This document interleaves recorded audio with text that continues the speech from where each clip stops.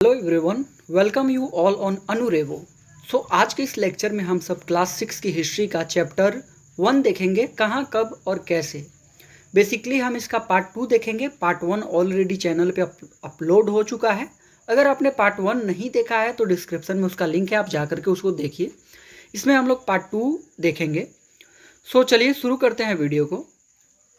तो चलिए समझते हैं सबसे पहले इंसान कहाँ रहते थे। बच्चों, आज से लाखों साल पहले नदी के किनारे लोग रहते थे, लेकिन उस समय खेती नहीं होती थी। गांव आज की तरह गांव नहीं होते थे, शहर नहीं थे, स्कूल नहीं था। तो वे क्या करते थे? वे जंगलों में घूमते थे, जानवरों का शिकार करते थे। मतलब कि आज के दिन में जैसे हम लोग खेती करते हैं और फसल उगाते हैं और उसे खाते हैं, पहले ऐसा नहीं होता था। पहले लोग जंगलों में रहते थे, घूमते थे। आज की तरह रहने के लिए घर नहीं हुआ करता था। पहले लोग गुफा का यूज करते थे। उसके बाद अगर वो खाने की मैं बात करूँ तो जानवरों का शिकार करके उनका मांस खाते थे। फल, कंदमूल और जंगली पौधे इकट्ठा करके खाते थे। पत्थर के औजार बना करके उनका इस्तेमाल करते थे। यानी कि आज की तरह कोई भी वेपन्स नहीं होते थे उस टाइम पे। आज की तरह हथियार नहीं होते थे, उस टाइम पे पत्थरों का हथियार होता था। यानी उनका जो पूरा जीवन था वो प्रकृति पर निर्भर था। कहीं ना कहीं घूम फिर करके वो प्रकृति के ही ऊपर निर्भर करते थे। फिर इंसान की ज़िंदगी बदले कैसे, ये बहुत ही महत्वपूर्ण सवाल है।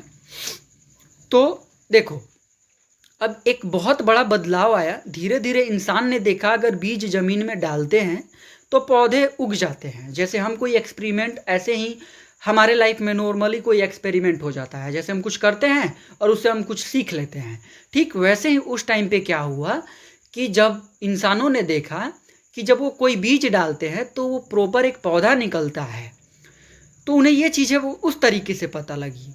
फिर यहीं से जो है खेती की शुरुआत हो गई। उसके बाद इंसानों ने खेती करना शुरू किया। और अगर मैं बात करूं तो लगभग 8000 वर्ष पहले उत्तर पश्चिम भारत के सुलेमान और किरदर पहाड़ियों के आसपास, अभी के टाइम पे ये जो पहाड़ियाँ हैं ये पाकिस्तान के अंदर आती हैं, तो इन पहाड़ियों के एरिया के आसपास लोगों ने गेहूं और जौ उगाना शुरू किया। सिर्फ खेती ही नहीं, लोगों ने उस टाइम पे कुत्ते को सबसे पहले पालतू जानवर बनाया।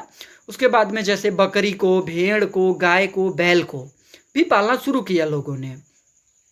अब इंसानों को रोज जंगलों में घूमना नहीं पड़ता था। उन्हें खाने के लिए वो फसल उगाते थे और उसे खाते थे। जब उन्हें अनाज मिलता था तो वो खाते थे।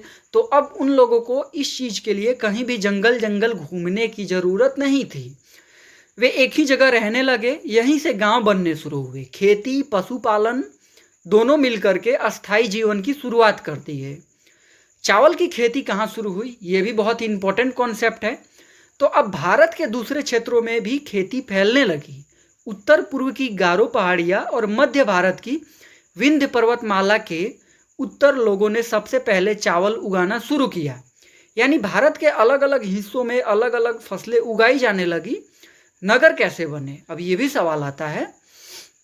देखो, अब जरा सोचो, जब लोग खेती करने लगे, जानवर को पालने लगे, एक जगह रहने लगे, तो आगे क्या होगा? बिल्कुल सही सोच रहे हो।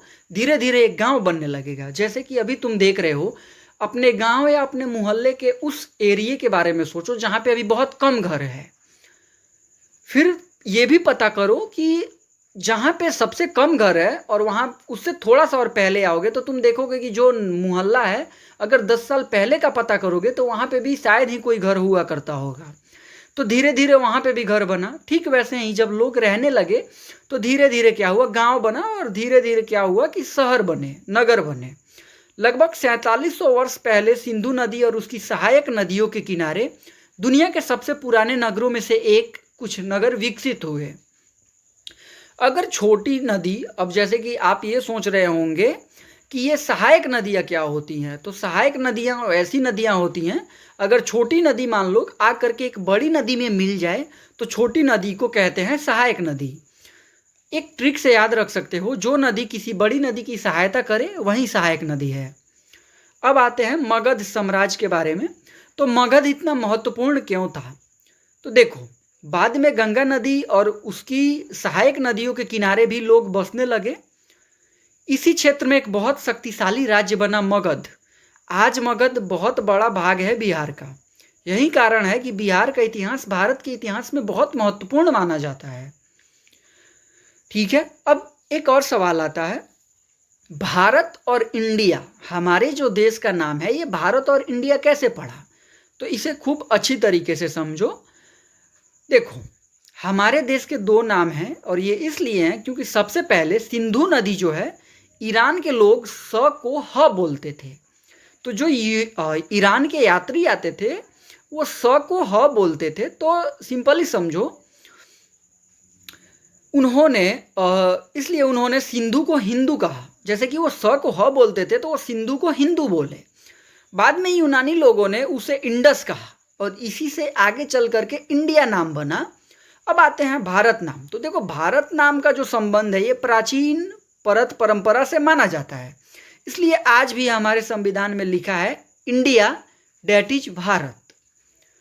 अब थोड़ा सा मैं आप लोगों को बताना चाहूँगा ईस्वी पूर्व और ईस्वी के बारे में, BCE एंड CE के बारे में, और इन दोनों में क्या अंतर है इसको भी हम लोग बहुत ही बारीकी से समझेंगे।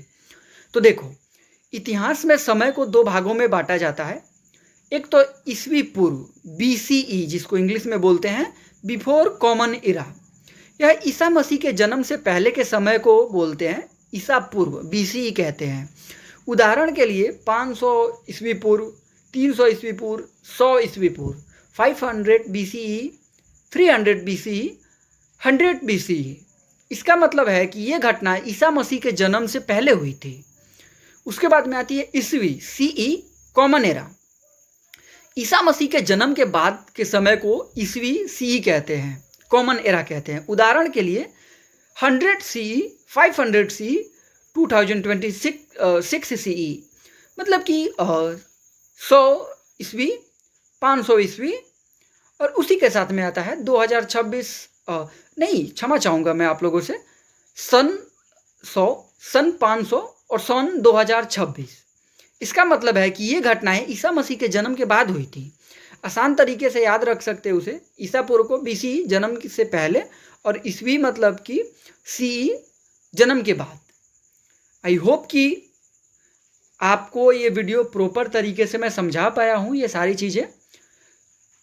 इस चैप्टर में, इस लेक्चर में, इस वीडियो लेक्चर में चैप्टर के जो भी इंपॉर्टेंट कॉन्सेप्ट्स हैं वो पार्ट 1 और पार्ट 2 को लेकर के पूरे तरीके से कवर हो चुके हैं।